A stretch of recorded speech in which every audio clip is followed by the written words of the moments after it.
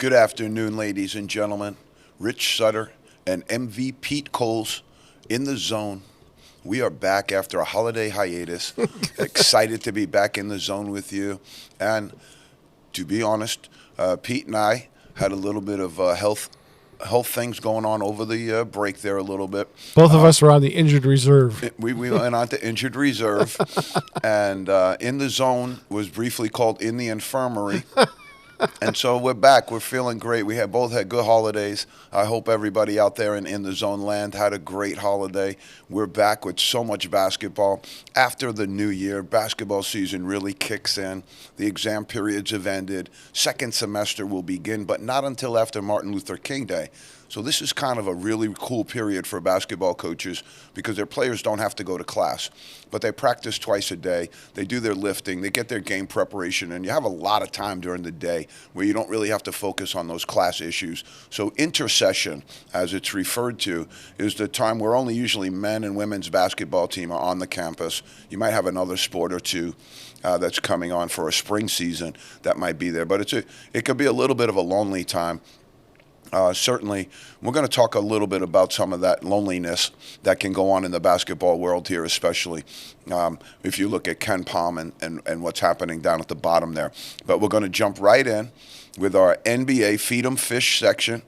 Pete possibly has our logo again. There it is, man. I love that logo, man. That's a Sammy Tokov special right there, man. That is an absolute dead-on logo. Feed 'em Fish. Okay? We want to get going right away because there's a lot. Giannis Antetokounmpo, great player. I love this young man. He represents the NBA in such a great way, much like Tiger Woods did for the PGA when he was really winning and doing great things. I love his comments. I love the representation he brings to this. He happened to break Kareem Abdul-Jabbar's record for the Milwaukee Bucks rebounding. Tremendous accomplishment. Really a great accomplishment for Kareem Abdul-Jabbar, though, also because he wasn't in Milwaukee all that long. Kareem spent a lot of his time out in L.A., as everybody knows, but that's a good one for Giannis. Really, really cool.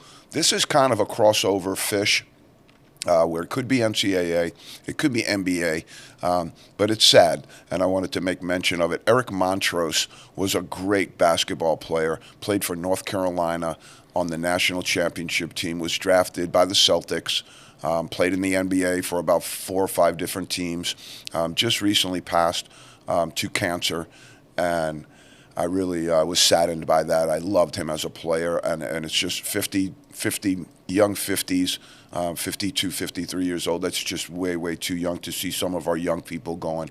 And I really think that there needs to be, although there is a lot of great national awareness on the cancer subject, we really got to tighten our belts there. We really got to get our arms around this thing because far too many families, mine included, are getting this sentence of death. That's just, we should be better than that at this point with this disease and some of the other ones we have, I think. And I just wanted to say that Eric Montross was a big favorite of mine. I loved the way he played basketball. And again, drafted by the Celtics, and may he rest in peace. The Indiana Pacers are hot right now. They're one of the hot teams in the NBA. The Clippers and the Pelicans also are doing real, real well. I don't know who named the Pelicans. But that's a terrible name for a basketball team. I don't know who picked that name. New Orleans Pelicans. I don't know. Must have been a contest or something. There had to be, one of those things where they do a radio show or something, because that's just not to me, not representative of a good sports name. Okay, but they're hot. Who's not? The Pistons. Pete, the Pistons, since we've been away, broke the streak of infamy. They set an NBA record for losses in a row. It was 24, 26, 27. I think they broke it at 28. They caught the Raptors on a win and then have now started a new streak of their own, and they're on to another losing streak as well. But I did want to mention Cade Cunningham a little bit because he was a guy, a very high draft pick. A lot of people thought a lot of him coming out. Had a really good college career for the time he was at Oklahoma State. But since walked into the NBA and hasn't really enveloped into that star that a lot of people thought he would. So he became the face of the Pistons during this losing streak, though. And his press conferences were pro level. His press conferences were absolutely incredible. The way he handled all of the questioning, the way he handled it and kept the emphasis on the team and all of that great stuff. I thought Cade Cunningham really represented himself well there. I think the Pistons need a lot of help if they're going to get off the bottom of the NBA heap here. But it was interesting to watch that because it's not easy to compose yourself when all of that losing is happening around you. That's usually when people start sniping at each other. Oh, my God. It happens a long time before that. The sniping starts even if you're winning. You have guys in winning programs, guys are on the bench sniping about their playing time. It's just one of those things that's normal in basketball. But it's unfortunate, too, because it does create division in your own locker room. And I say this to my teams all the time. Coaches, feel free to share this with your team. Boats never sink because of the water outside. Boats sink because the water gets inside. Keep that in your locker room somewhere. It'll do you well. MVP right now in the zone. Who do we have early on? It's 30-plus game sample, but I love what Giannis is doing. You got to give Embiid a look, but Luka Doncic is right there as well, too. And I'm going to throw this young man up on the board because I've been talking about him a lot. Now some of the NBA people are starting to pick up on him because he's just producing at such a very, very high rate. Tyrese Halliburton. Okay, not sure why Wally Szczerbiak referred to him as a wannabe all-star, but the stare downs he gave Szczerbiak on the sidelines the other night while Szczerbiak was doing the game, he went for about 40 points, dropped like 20 assists, and he's every time came down the floor and gave Szczerbiak a look. Classy guy, Wally Szczerbiak. I remember him as a basketball player. But he did apologize. He did say he was sorry for saying that. But I just didn't get that. This young man's on the top of his game right now. And he's a young player in the NBA, and he's doing really, really good things. I love Tyrese Halliburton, and I have for a long time. I liked him when he was in college. All right, so I'm going to throw him in there. Our Rookie of the Year, right now, you have Victor Wembanyama, obviously, doing great stuff. If you watched the Celtics-Spurs game the other day, there was a breakaway play which really showed the true gift of Wembanyama. He caught the ball, was going all the way out, and one of the Celtics, I think it was White, came in to try and cut him off, and he just picked the ball up over his head while he was running with it like this to a point where 8 feet, 9 feet, nobody can touch this thing, and then just laid it in the basket. It's actually something that I think is going to be a glimpse of the future because I mean, Chet Holmgren, there's some other players that are above 7 foot that almost can lay the ball in the basket without leaving the floor. And so it's interesting to see. But right now, I have Wembanyama and Holmgren, 1 and 2, Chet Holmgren being eligible. But I'm going to give you a name, and it's a Tyrese Halliburton type name. Okay. And Pete will remember this because I talked a little bit about this during the draft where I liked this young man, but I also said I thought he got drafted a little too high. I'm now willing to take that back. If we redrafted right now the entire draft of last year, and we should probably do that on a show, this young man would be in the top 5 picks overall.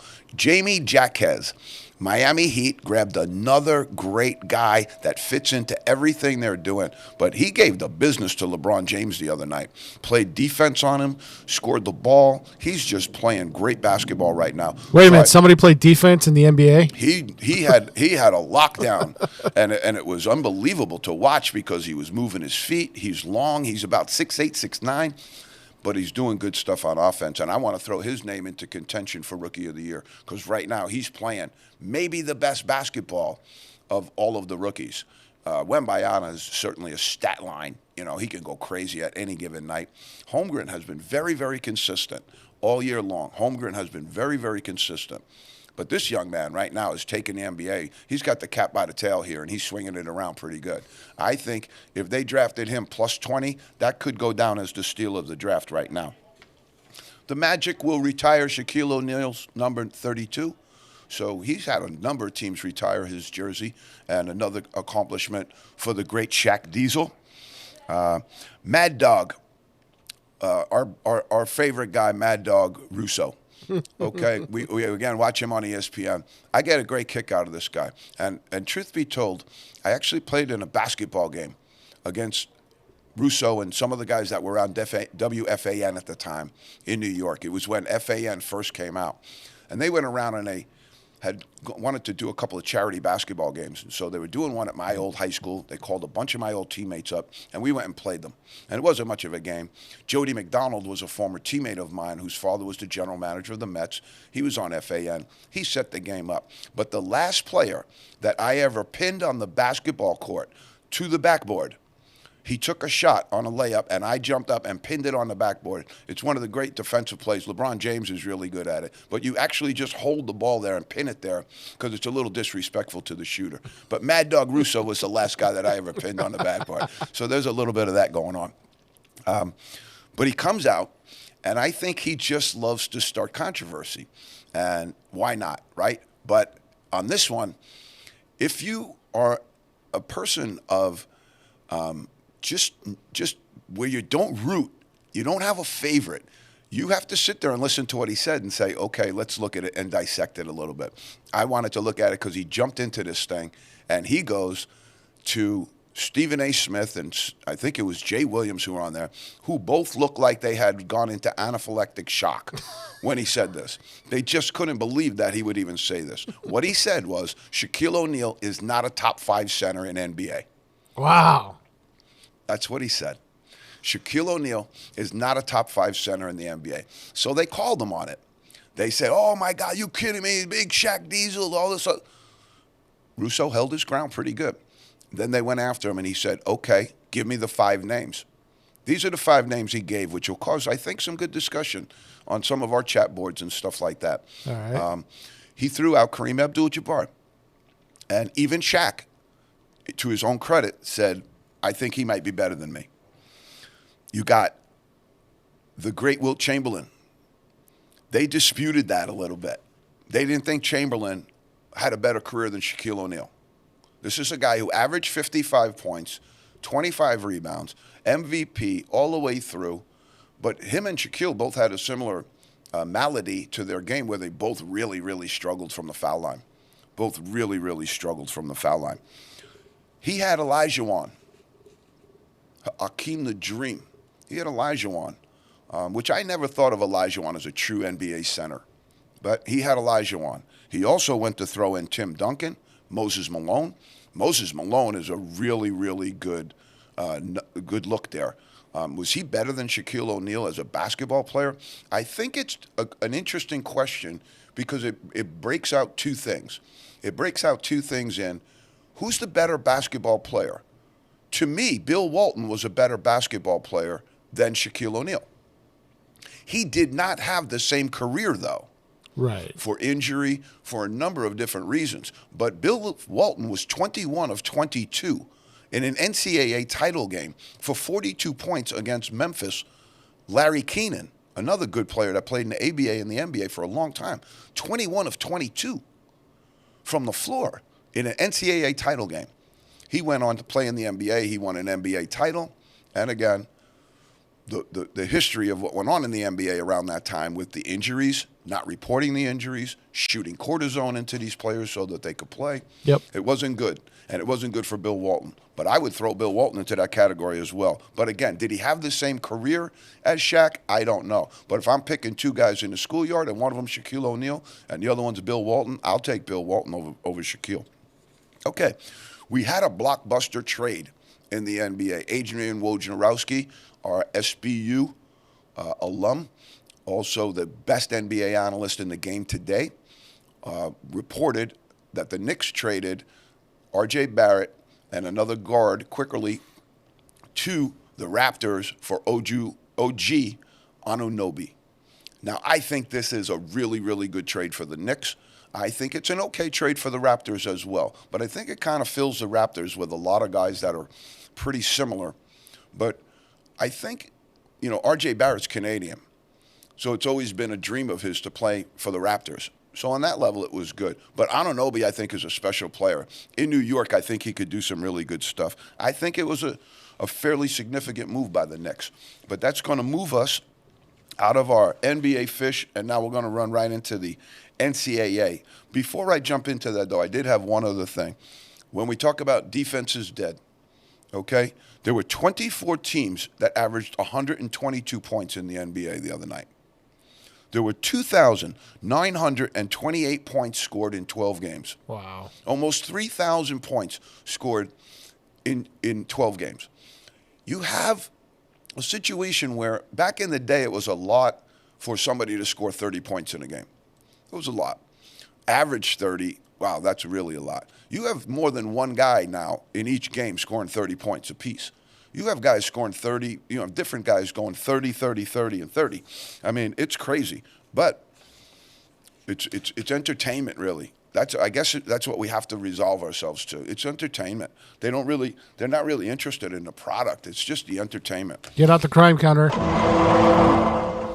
Beautiful. Beautiful, Pete. Nice.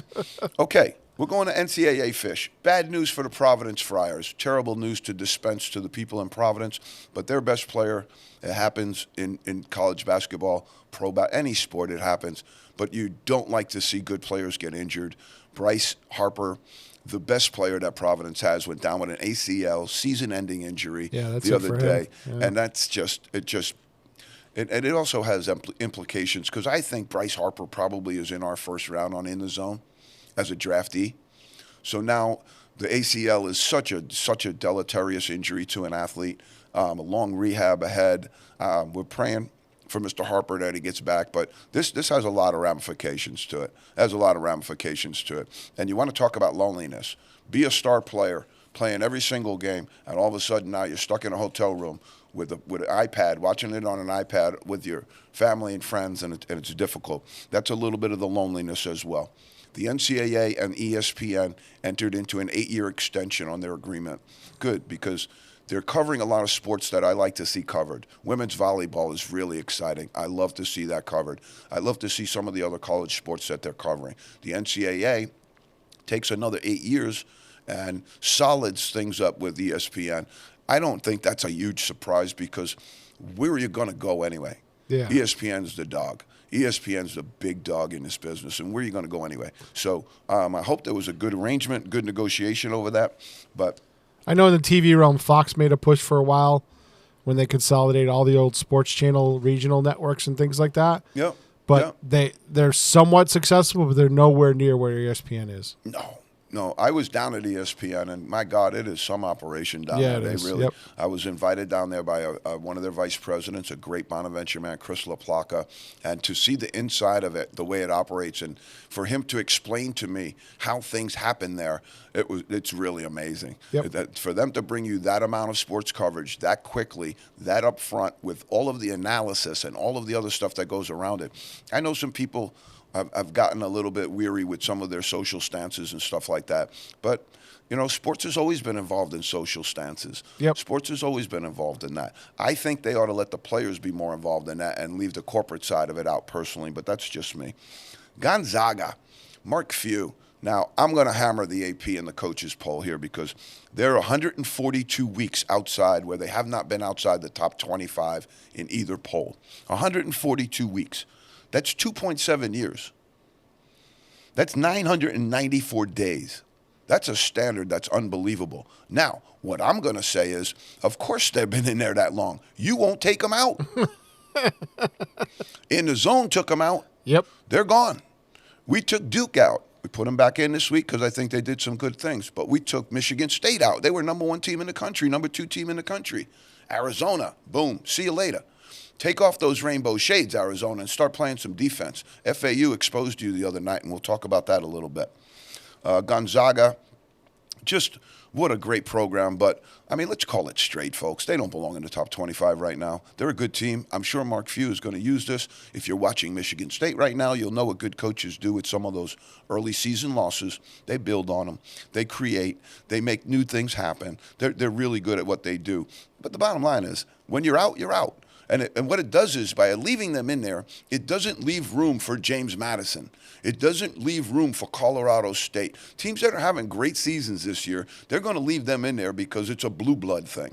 They're going to leave them in there because they're Kentucky, Kansas, North Carolina, Duke, and all of those. Those teams are never outside the top 25. I think it's time they need to be. That's why we started doing this. We want to give you real information. We want to provide you with the Zone. Okay? What they're providing you with is corporate speak. They're giving you what benefits the model. What's going to bring ratings to them? The Jordan rules have entered the NCAA basketball forum. Okay? And so it's a little bit of that. We don't have to play along with that. All right. Our last episode was well over 200 YouTube videos. We got great support. I actually thought they were throttling us there like a conservative newspaper guy. I thought they were throttling us like crazy. But I did want to, again, shout out to Mark Schmidt for coming on with us. He's the first guest, and what a great guest. I did want to talk about the game a little bit. I went down, and my good friend Kevin Queenan had tickets for me, and he put me down, and Jordan and I went, and we were in the second row. Nice. The absolute second row. So we got such a great look at Florida Atlantic. Their big man, Vlad Golden.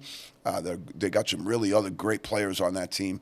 And their complimentary guys could be stars a lot of other places. But Dusty May, what a great job he does. But my guy, Mark Schmidt, really put up a great fight in that game. Put up a really good game plan. Had the Bonas faithful there. We had the Brown. We had Wojnarowski. We had LaPlaca. We had McElroy. We had the big timers down there. Tommy Mara. We had all of our Bonas guys. And that's what I love about St. Bonaventure. They show. Bona territory travels. We'll go anywhere. I got the chance to sit with my former player and now the current AD, Joe Manhertz. Just a special day. We didn't win, and we don't win every game, but we ain't never lost a hospitality room. Okay, we might not win every single game, but St. Bonaventure never loses the hospitality room.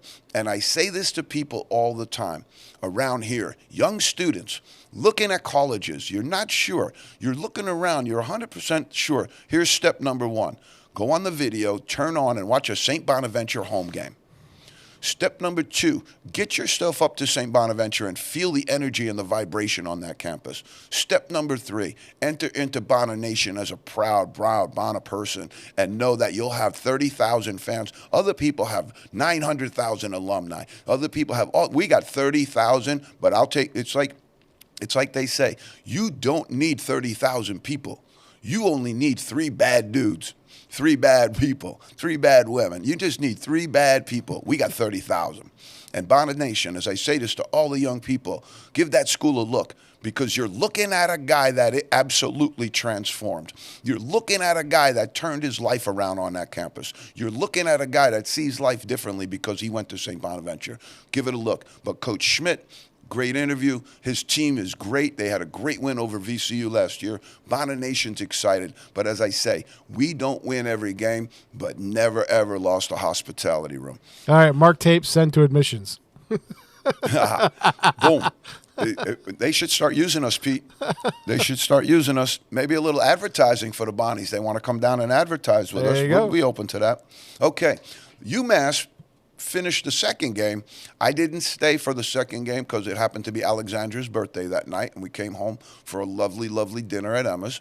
But the game with West Virginia, number one, that young man who is an interim coach put into a really bad spot by Coach Huggins' disappearance at the beginning of the year. He's going to have a really hard time under these circumstances holding on to that job.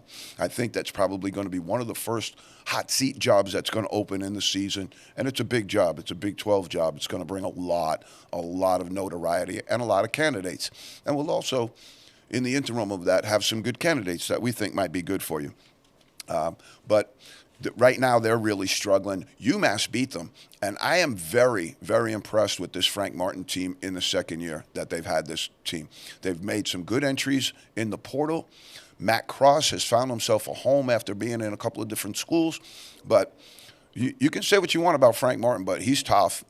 He's tough, and he's going to get the team to play the way he wants, and they're going to resemble his image. And some of what was from the McCall era was to clean out some of the guys that didn't fit his image. Now in his second year, they seem to have done that pretty well and pretty rapidly, and they're pretty good. I like them in the A-10 this year. I think they're going to be good. Fordham and UMass, Fordham and GW, my guy Chris Caputo the other night, I hope GW's paying overtime. They went into triple overtime. And what a great game, back and forth. The A-10's loaded this year, folks. They went into triple overtime.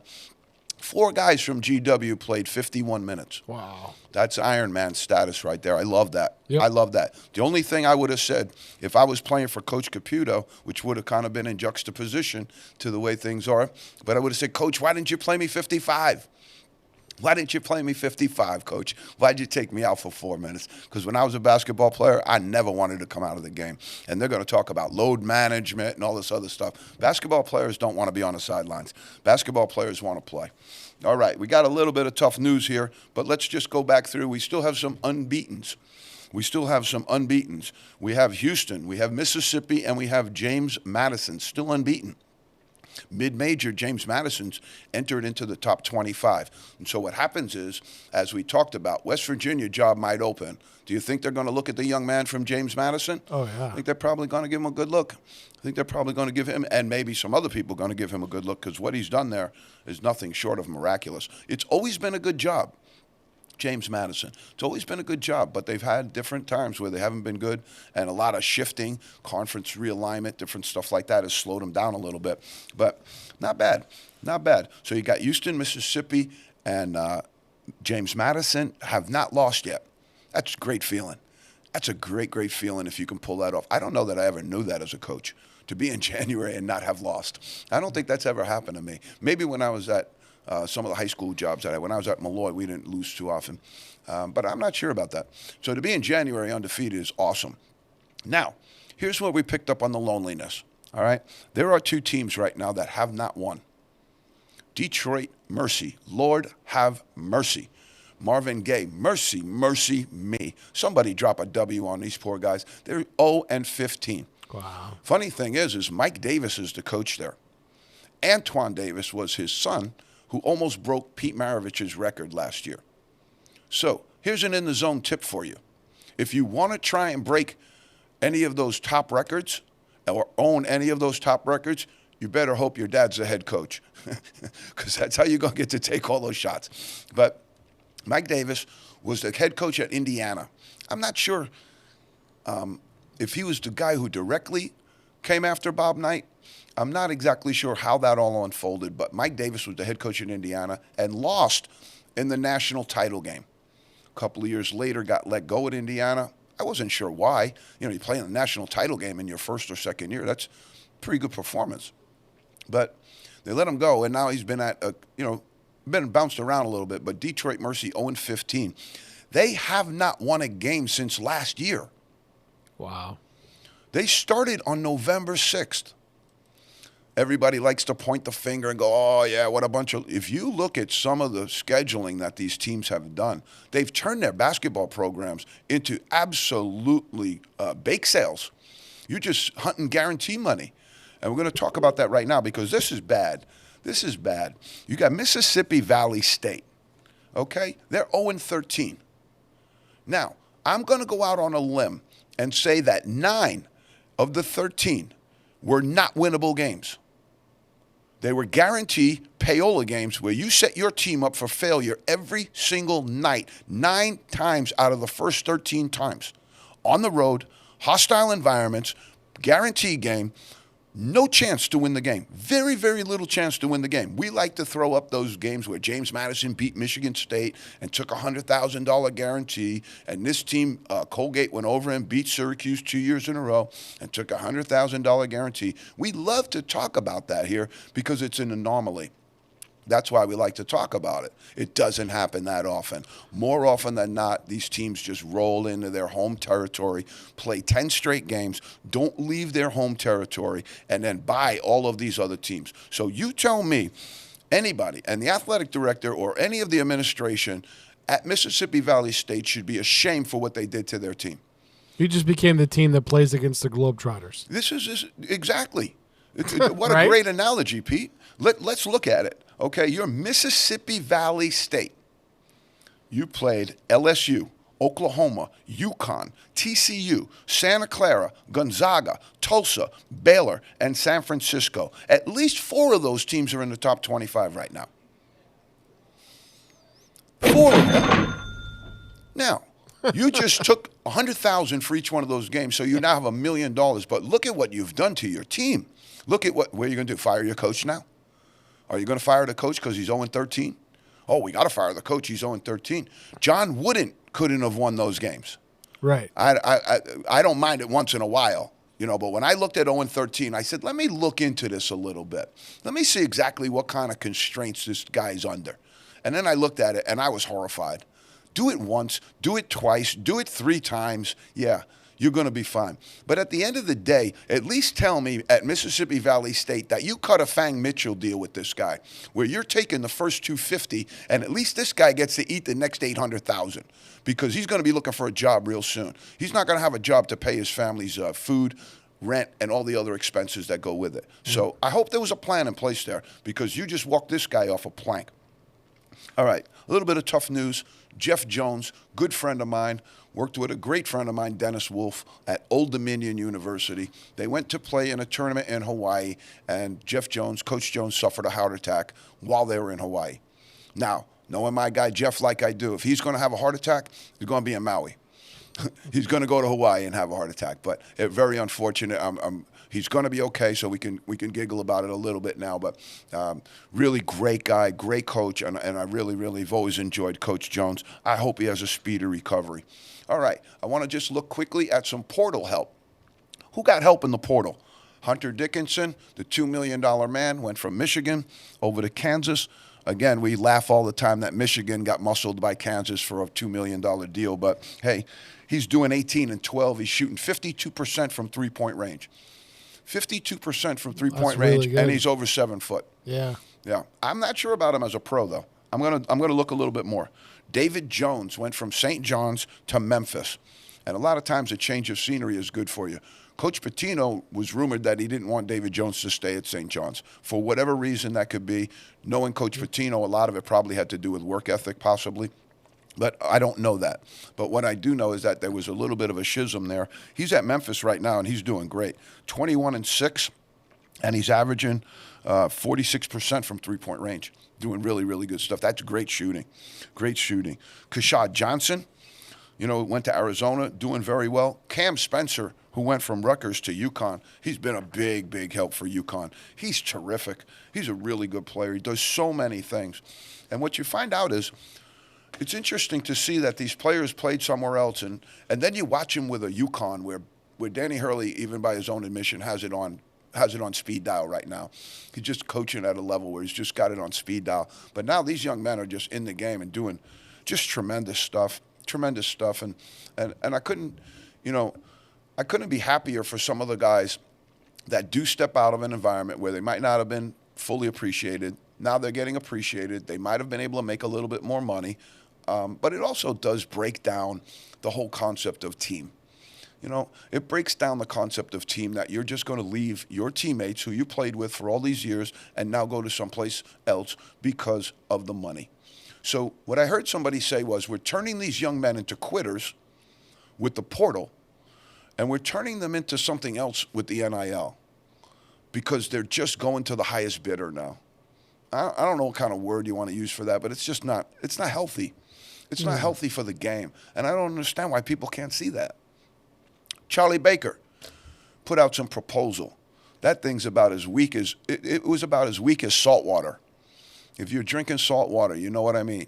Okay, I drink a little bit of salt water in the morning because it gives you some good minerals in there. You get some Celtic salt water and you mix it in with some water and you drink it. It don't taste that great, but it's very bland. And this is Charlie Baker's NCAA plan. It's like drinking salt water. It has absolutely no bite, no zip, and it does nothing to clean up any of the maladies that are confronting the game right now. I could throw some shade saying it's not much different than what he did here.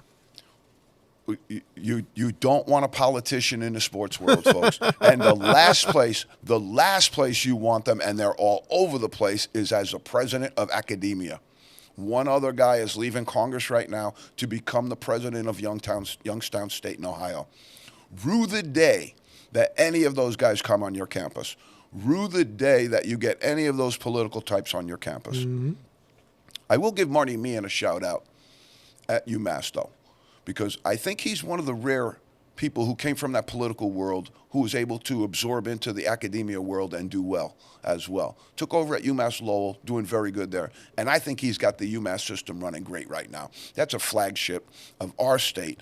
But I say this to people all over, and now I'm going to give UMass, and it's going to probably upset my Bonaventure people a little bit, I'm going to give them a plug that they can use with their admissions people. There is no better selection for college, price-wise, academics, and style of life on a Division I campus than you can get at the University of Massachusetts Amherst right now. It's a good return on investment. It's an unbelievable ROI, and that place is cooking with Yep. gasoline right now. A little too big sometimes for some people, but they have it on lockdown. You can go to school there if you're an in-state student for under $30,000 Yep. and get an unbelievable education. Get accepted into the Eisenberg School in their business school, and you're in one of the best business schools in the country. Yep. So I've always said this about UMass. I sat down with some people, and we were at a dinner, and I got stuck with like 6 UMass people, just me, and 6 UMass people. And I said the exact same thing to them. I said, you guys got it going on up there. You're doing a pretty good job. Okay, Pete, we're going to jump into the Power 15. All right. Power 15 is the NBA, top 15 teams, all playoff worthy, already above the Mendoza line in order to make it to the playoffs. The Boston Celtics have reclaimed the #1 title. They've been fighting the Minnesota Timberwolves all year, and the Timberwolves are the surprise team of the NBA right now, but they're going to get some nicks and knacks along the way, and I think that they'll eventually probably fall into 4 or 5 spot in this Power 15. But right now they're holding on to #2 pretty strong. But the Boston Celtics, 26-7. They've overrid some injuries. They've gotten some chemistry going together because they just added Porzingis, they added Jrue Holiday, but they got a really good team. They have a really good team, and they can really, really produce. Horford and White and those guys come off the bench. I wasn't a big fan of White, but I'm going to have to change my mind there, I think. Minnesota Timberwolves, 24-9, 7.27 win percentage. Nobody in America would have called that one. They're doing great stuff out there. They just have a good work ethic as a team, I think. And they come to play and they come to win every night, and I like that. I think the young man, Edwards, out there is a star in the NBA very, very soon. Milwaukee Bucks, Giannis up in his game. Brook Lopez playing pretty good right now, too. But the marriage of Lillard and Antetokounmpo that I thought would have some drawbacks to it has been nothing but Hollywood. It's been nothing but honeymoon. And so good for them because they're doing really, really well. I think you could put just about anybody with Giannis because he's so humble. He has such humility and grace about him that I think you could probably put anybody with him and make it work. I really do. I'm a big fan of his. OKC Thunder. So if you're saying the Timberwolves are the #1 surprise team, you got to give the OKC Thunder. And as much as Tyrese Halliburton in the East Conference toils a little bit in obscurity, Yep. Shai Gilgeous-Alexander is a stud. Shai Gilgeous-Alexander playing for OKC, absolutely stud. He's unguardable. 76ers, 23-10. We love it. Embiid doing good stuff. Maxi's back. They got some good things happening over there. The Denver Nuggets, a little bit of a surprise, but 24-11. Murray's back now. They're cooking with gasoline. Give them a little time. I see them rise here. I see the Nuggets be either 2 or 3 in this thing by the time the season's done. I think they're really good still. The LA Clippers, it's hard to be Harden. Well, not right now. They're doing really good stuff. He's fit in there. And I guess sometimes it can be a change of scenery, but it also might be if you get traded that many times, it might be time to go over, look in the mirror, and see if there's change that's available. And may possibly on the way, on that flight from Philadelphia out to L.A., Mr. Harden had a little bit of a, because he had a great game the other night. He had 15 assists the other night, and he's mega, mega talented. Mega, mega talented. I just wouldn't want to play on the same team with him. Well, that was the thing we talked about when he went there. Yeah, I just wouldn't want to play on the same team with him. But you cannot dispute his talent. Yep. Okay, and the Clippers are 21-12, and they might be the hottest team in the NBA right now. Sacramento Kings, doing pretty good. They're doing pretty good. De'Aaron Fox, another young, great player. You talk about Gilgeous-Alexander, John Morant, Jason Tatum. Those are the young guns of the NBA that are the basis of this thing. That's why people in the NBA should be as excited as they are. Fans of the NBA should be as excited as they are.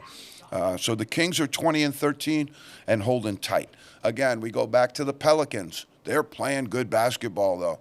They've been able to keep the big guy, Zion, happy and healthy. And if he stays happy and healthy, they're a playoff team. He's a load. He's just so much that you have to handle on the defensive end that it leaves other guys open. It leaves other guys with opportunities because you have to shade him so much. And so he's playing good, doing really good stuff. They're 21-14. That's a surprise. That's a surprise. The Miami Heat, last year's finalists, they're in the 10 spot.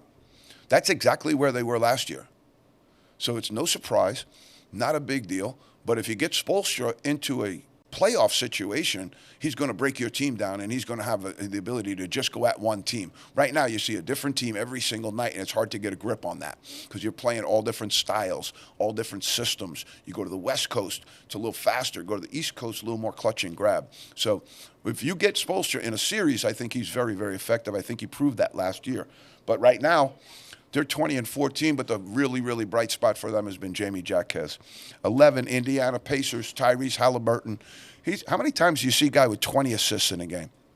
20 assists. 19-14, playing above expectations for sure.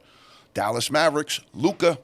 He's got the new baby, and he's putting up numbers that he wants to show his daughter that he's the man. He's going to be an MVP in his daughter's first year. I love it. They're 20-15.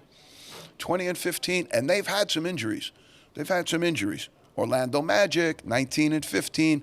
This is a surprise team as well. If you want to say the Timberwolves, the Thunder, and the Magic are the three surprise teams of the NBA, I can say that without too much reservation. They're really, really surprising me, doing very, very well. The Cavaliers and the Knicks are going to pull in the 14 and the 15 spot. I would see, although the Knicks fell a little bit, I think they're going to rise now with Anunoby. I think that's going to help them because they needed another frontline player because Mitchell, their center, got hurt. And so they got Hartenstein, they got some other guys up front, but this really buffers them up and gets them ready for a playoff run. They're gonna be okay moving forward. Jalen Brunson is playing at an unbelievable level right now. If there weren't all these other guys doing such great stuff, you would consider Jalen Brunson as possibly an MVP candidate. All right. The Mendoza line, Pete, is who's below the Mendoza line. You have the Mendoza line, meaning you're not going to make the playoffs if the season ended right now. Golden State Warriors still recovering from dirty Draymond suspension. But I'll tell you who it has helped. It's helped Klay Thompson. He went from 15 points to 26 points while Draymond's been gone. Golden State, I'm going to give you a little piece of advice. Trade him. Trade Green. Okay? I'm going to give you a piece of advice. Trade him. I don't know if you can. Trade him. That's all I'm going to say.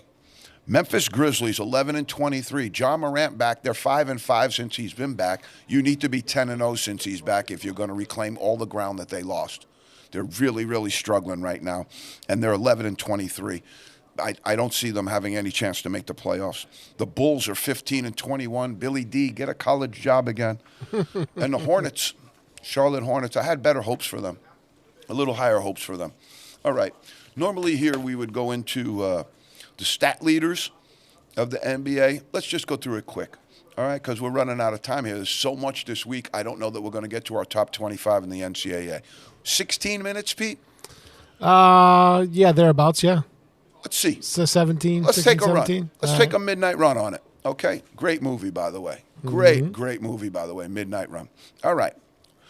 Scoring. Let's go through them quick. Joel Embiid, 34.8. He keeps going up and up and up.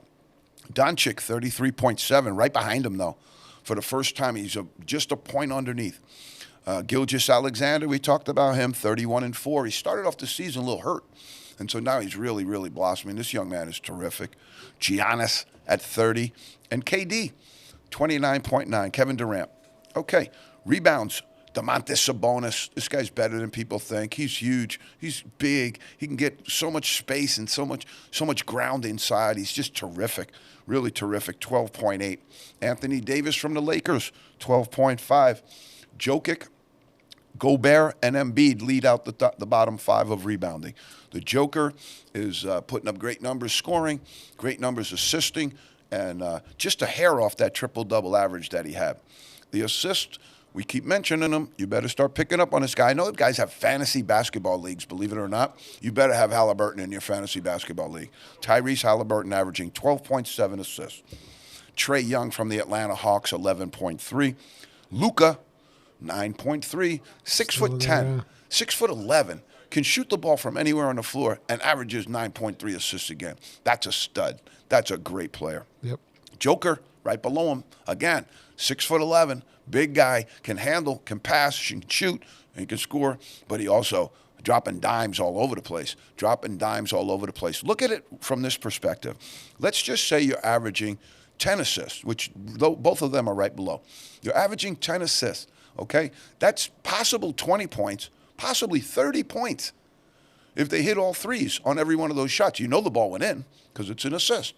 So that's unbelievable. You're plus 18 for your team every single night when you come out with 9 assists. That's a great player. That's a great player to me.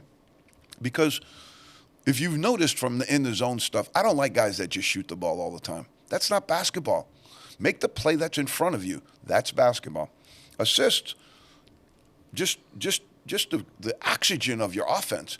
Just your oxygen of your offense. One of the best games I ever coached in, we had 30 assists on 45 baskets. Wow. 30 assists on 45 baskets. That's something as a coach that I'm pretty proud of. 3-pointers made. Steph Curry, Luka, right behind him, 128. Desmond Bain, this guy, another guy toiling in obscurity in Memphis, but having an unbelievable season. Trae Young and Tyrese Halliburton, number 5. When the name keeps coming up in these stats, it's indisputable.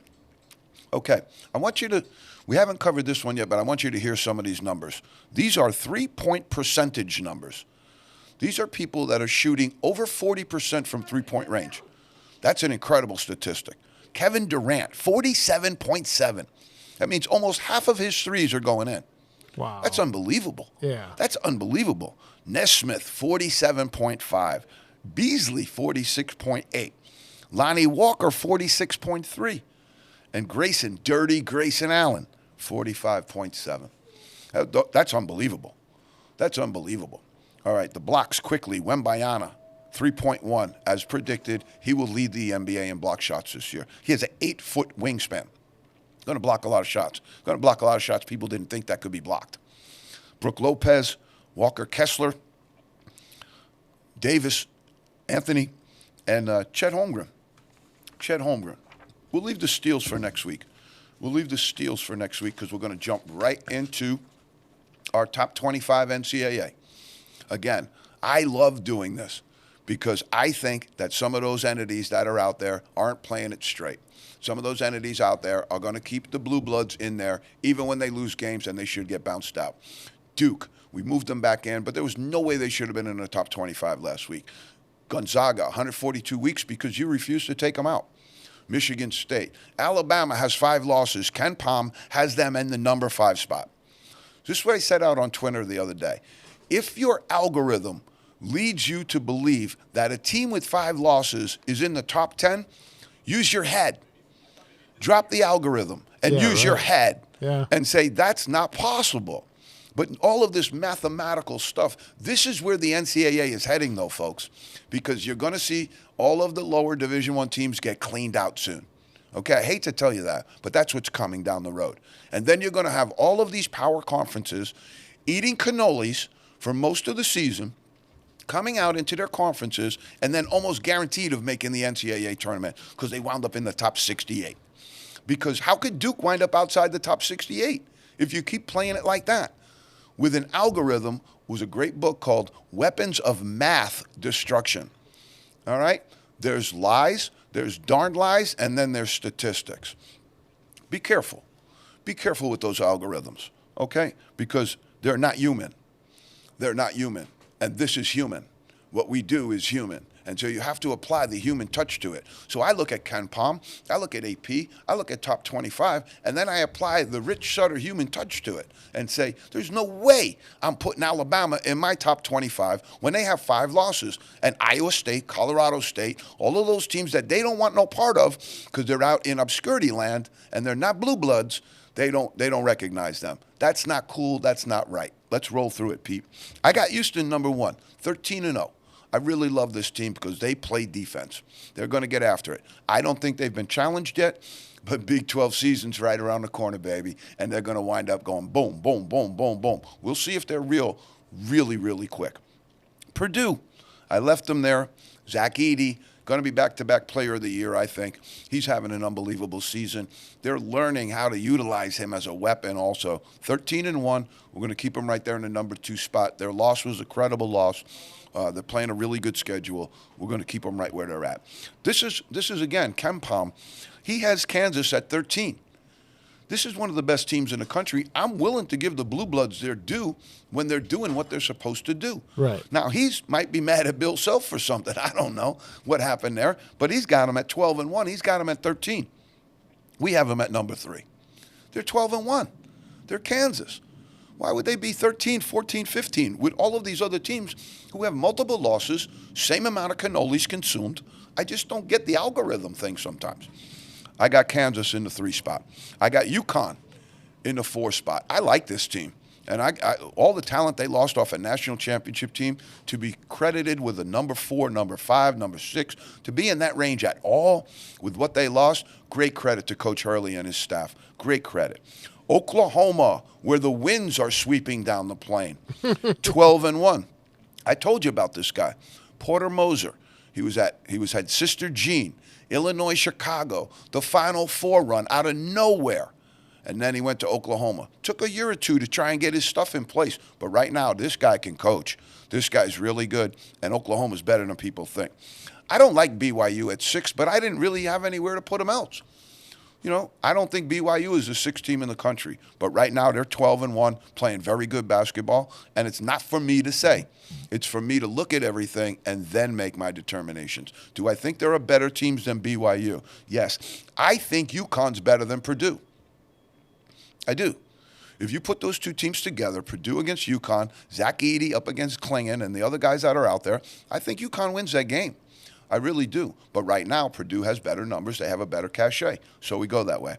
Again, I don't know. Maybe the thing with this guy having the incident with his girlfriend when he was at Texas, maybe some of that stink stays with you as you move forward. But Chris Beard at Mississippi, I'm going to put him 7.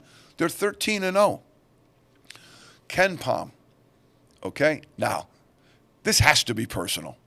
I can't believe that this is algorithmically driven. All right. They're 13-0, and they have them at 82. They're 13-0, and Ken Pom has him at 82. When the algorithm doesn't work, change, become human. Doesn't he like the flavor of cannoli they're consuming? They haven't challenged themselves, but then you can't put Houston number 1 and not put Mississippi in there. Right.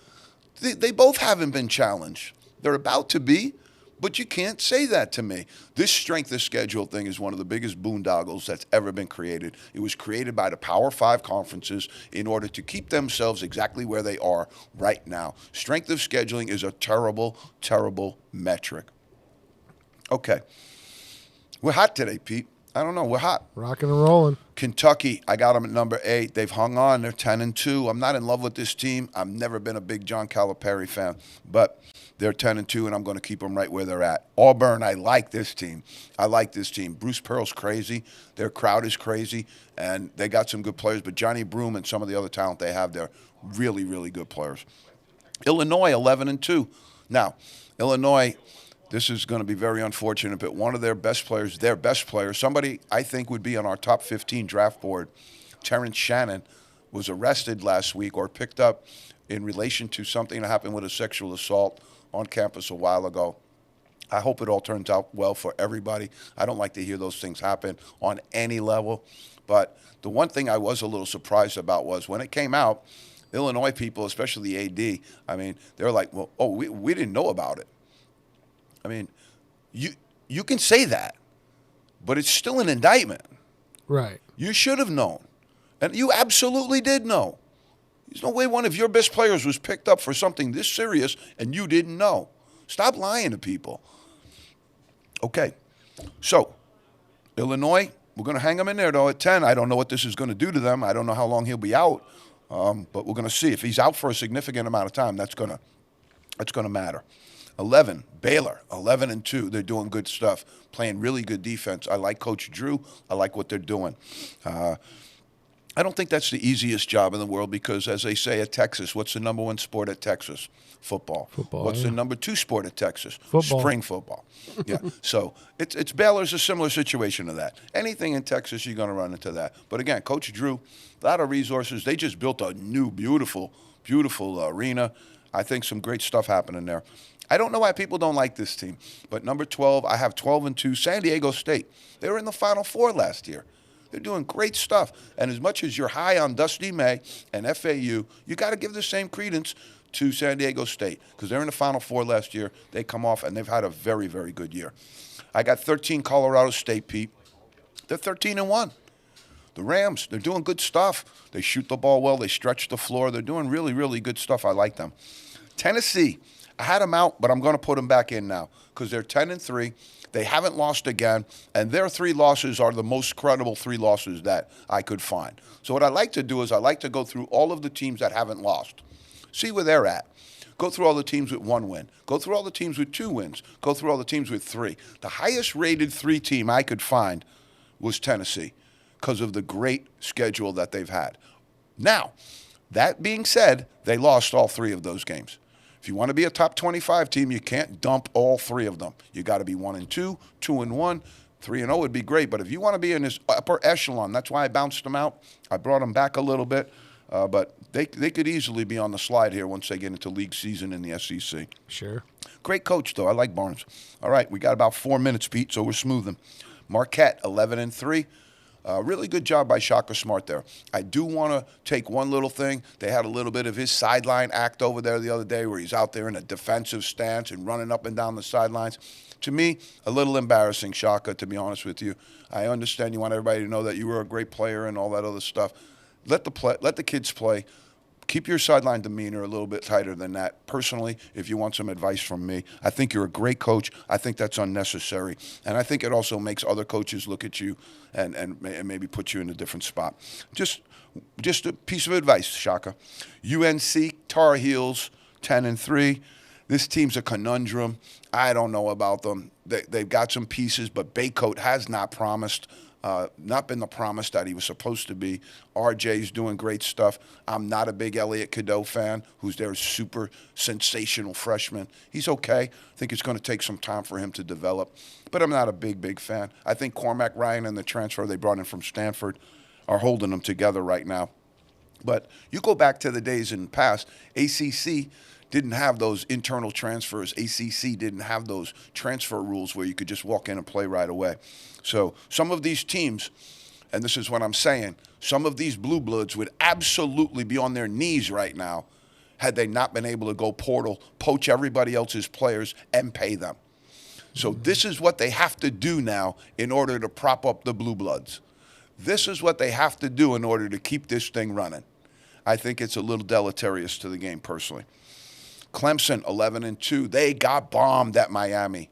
We gave that one out as a pick of ours. We thought Miami would respond. They didn't have their guard Wooga Poplar, who's an offensive machine, but Jim Larinaga got his guys down in Boca. Clemson's pretty good, but I don't think they're all that great. You know, we got them in there at 17. They're 11-2.